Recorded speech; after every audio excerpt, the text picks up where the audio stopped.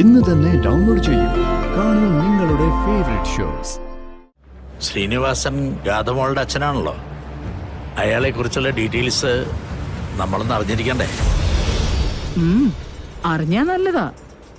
നമ്മുടെ മുന്നിലുള്ള പ്രധാന കാര്യം ഗാഥയും കൃഷ്ണയും എങ്ങനെ ഒരു രൂപത്തിൽ വന്നു എന്നുള്ളതാ.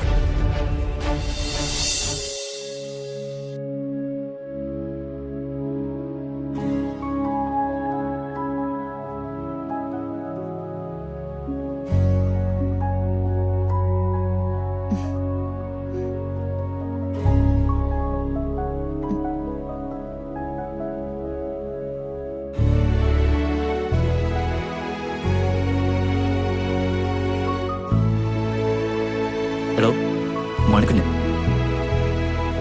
താൻ ആ പാട്ടിന്റെ വോളിയൊന്ന് കുറച്ചേ. ഗാഥ സംസാരിക്കുന്നൊന്നും കേൾക്കാൻ പറ്റുന്നില്ല. അതിന് മാഡം ഒന്നും സംസാരിച്ചില്ലല്ലോ സാറേ. എടോ താൻ ആ പാട്ടൊന്ന് ഓഫ് ചെയ്യേ.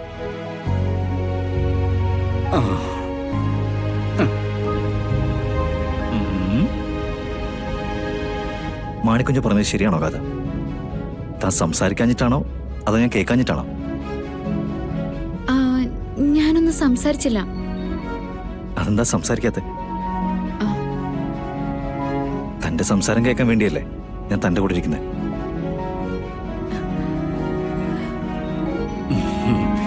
സാറിന്റെ ഐഡിയ മനസ്സിലായില്ലേ മാഡം? മാഡത്തിനെ കൊണ്ടൊന്ന് സംസാരിപ്പിക്കണം. എങ്കിൽ പിന്നെ മാഡം കൊണ്ട് സംസാരിക്കുന്നേ. ഞാനെന്താ സംസാരിക്കാനാ? താൻ എന്ത് വേണേലും സംസാരിച്ചോ, ഞാനത് കേട്ടോളാം. അപ്പൊ പിന്നെ പ്രശ്നമില്ലല്ലോ. സാറിനോട് എന്ത് വേണേലും സംസാരിച്ചോളാൻ പറഞ്ഞില്ലേ മാഡം? എങ്കിൽ പിന്നെ 5-10 വർഷത്തെ കളരിക്കലെ കമ്പനിയുടെ കണക്കുകളായിരിക്കും സാറ് പറയുന്നത്. താനൊന്ന് പോടോ. എനിക്കെന്റെ ഭാര്യയോട് സംസാരിക്കാൻ അറിയത്തില്ലേ? അയ്യോ, അത് ഞാൻ മറന്നുപോയി സാറേ. എന്ത്? ഇപ്പൊ ആ വിഷയങ്ങളൊക്കെ സാറിനോട് സംസാരിക്കാനേ പാടില്ല കേട്ടോ മാഡം. ഈ കണക്കിന്റെ കാര്യങ്ങളൊക്കെ പറഞ്ഞില്ലേ, അത് കുറച്ച് നാള് മുമ്പാ. മാഡം സാറിന്റെ ജീവിതത്തിലേക്ക് വരുന്നതിന് മുമ്പ്.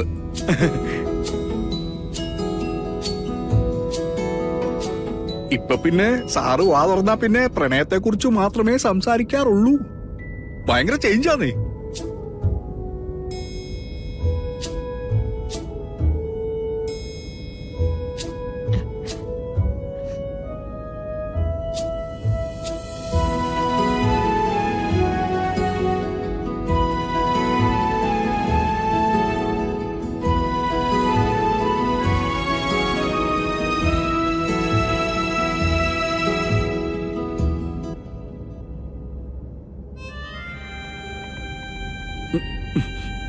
സാറേ, വണ്ടി പ്രൈവറ്റാ, പക്ഷെ വണ്ടിക്കകത്ത് വേറെ ഒരാളും കൂടി ഉണ്ടേ കേട്ടോ.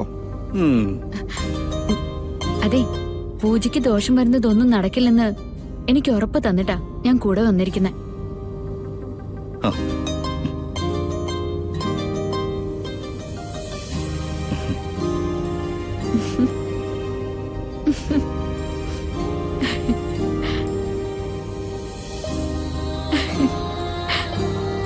ചിരിക്ക് ചിരിക്ക്. ഈ പൂജ അവസാനിക്കും വരെയല്ലേ ഉള്ളൂ. അത് കഴിഞ്ഞാൽ എനിക്കറിയാം എങ്ങനെ പെരുമാറണ്ടേന്ന്. മാഡം ചോദിക്കുന്നതുകൊണ്ടൊന്നും തോന്നരുത്. സാറിനിപ്പോ കൈവിട്ടു പോയ ഒരു ലക്ഷണം ഉണ്ടോന്നൊരു സംശയം.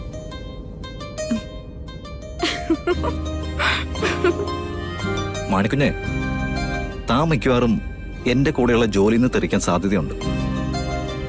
ഓ, അതൊന്നും നടക്കാൻ പോകുന്നില്ല സാറേ. സാറിന്റെ മനസ്സും മനസ്സിലെ ചിന്തകളും ഒക്കെ താങ്ങി പിടിച്ചോണ്ട് നടക്കാൻ എനിക്കല്ലാതെ മറ്റാർക്കാ സാധിക്കുന്നത്? അതുകൊണ്ട് സാറിനെ പുറത്താക്കത്തൊന്നുമില്ല. സാറ് വേറെ എന്തെങ്കിലും പറ.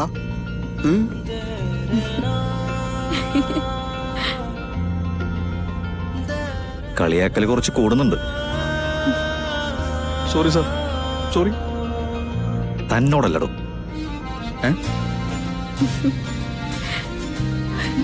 ആ മാഡം അത് തന്നെയാണ് ചെയ്തുകൊണ്ടിരിക്കുന്നത്. എന്ത് ചെയ്യാനാ സാറേ, ചില കാര്യങ്ങൾ കാണുമ്പോ നമ്മളറിയാതെ പറഞ്ഞു.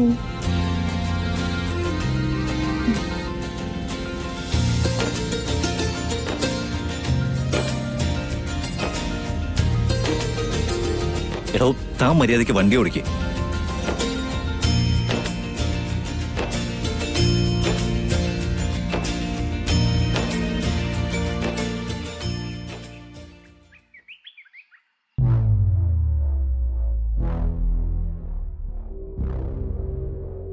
വിശ്വനാഥൻ കുറച്ചുകൂടി മാന്യനാണെന്നാ ഞാൻ കരുതിയത്. മാന്യത അയാളുടെ അഭിനയല്ലമ്മേ. നവീൻ നമ്മുടെ ബിസിനസ് മുഴുവൻ ഏറ്റെടുത്തത് മുതല് നവീനോട് ആദ്യം തോറ്റത് അയാളല്ലേ. പിന്നെ പലതവണ നവീന്റെ മുമ്പിൽ ജയിക്കാൻ അയാൾ ശ്രമിച്ചു, സാധിച്ചില്ല. പൊതുസ്ഥലത്തും ബിസിനസ് മീറ്റിലൊക്കെ വെച്ച് കാണുമ്പോ അയാൾ നവീനെ പുകഴ്ത്താറുണ്ട്. എന്റെ കുട്ടിയാണെന്നും പറഞ്ഞ് മറ്റുള്ളവരെ പരിചയപ്പെടുത്താറുണ്ട്. പക്ഷെ ഉള്ളിന്റെ ഉള്ളിൽ ശത്രുതയുണ്ട്. കളരിക്കൽ കുടുംബത്തിന്റെ ശത്രു ആരെന്ന് അന്വേഷിച്ച് നടക്കുകയാണല്ലോ നമ്മള്. ഓരോരുത്തരായി പുറത്തു വരട്ടെ. പക്ഷേ അയാള് പറഞ്ഞത് സത്യമാണെങ്കിലോ? സിത്താരയും ശ്രീനിവാസനും പിരിയാനുള്ള കാരണം ശ്രീനിവാസന്റെ തെറ്റായ ബന്ധമാണെങ്കിലോ? സിത്താര ഇതൊന്നും നമ്മളോട് പറഞ്ഞിട്ടില്ല. സത്യത്തിൽ നമ്മളും ശ്രീനിവാസനെ കുറിച്ച് സിത്താരോട് കാര്യമായിട്ടൊന്നും ചോദിച്ചുമില്ല. കാരണം അതിനേക്കാൾ വലിയ ഭാരം നമ്മുടെ തലയിലുണ്ടായിരുന്നുകൊണ്ട് നമ്മൾ അത് ഒഴിവാക്കി. അത് തീർത്തും അവരുടെ കുടുംബപരമായ ഒരു കാര്യമാണ്. അതിനേക്കാൾ വലിയ കാര്യമാണ് സിത്താരയിൽ നിന്നും നമ്മൾ മറച്ചുവെച്ചത്. സിത്താരയുടെ മകളുടെ ജീവന് തന്നെ ആപത്തുള്ളൊരു കാര്യം. അതുകൊണ്ട് ഇതൊരു പ്രശ്നമാക്കണ്ട. ശരിയമ്മേ. പക്ഷേ ശ്രീനിവാസൻ ഗാഥമോളുടെ അച്ഛനാണല്ലോ. അയാളെ കുറിച്ചുള്ള ഡീറ്റെയിൽസ് നമ്മളൊന്ന് അറിഞ്ഞിരിക്കണ്ടേ? അറിഞ്ഞാ നല്ലതാ. നമ്മുടെ മുന്നിലുള്ള പ്രധാന കാര്യം ഗാഥയും കൃഷ്ണയും എങ്ങനെ ഒരു രൂപത്തിൽ വന്നു എന്നുള്ളതാ. അവരിരട്ടകളാണോ എന്നുള്ളതാ. സിത്താരയോട് നമുക്ക് അങ്ങനെ ഒരു ചോദ്യം ചോദിക്കാൻ പറ്റില്ല. മറിച്ച് നമ്മൾ മറ്റേതെങ്കിലും വഴിയിലൂടെ അത് കണ്ടെത്തിയേ പറ്റൂ.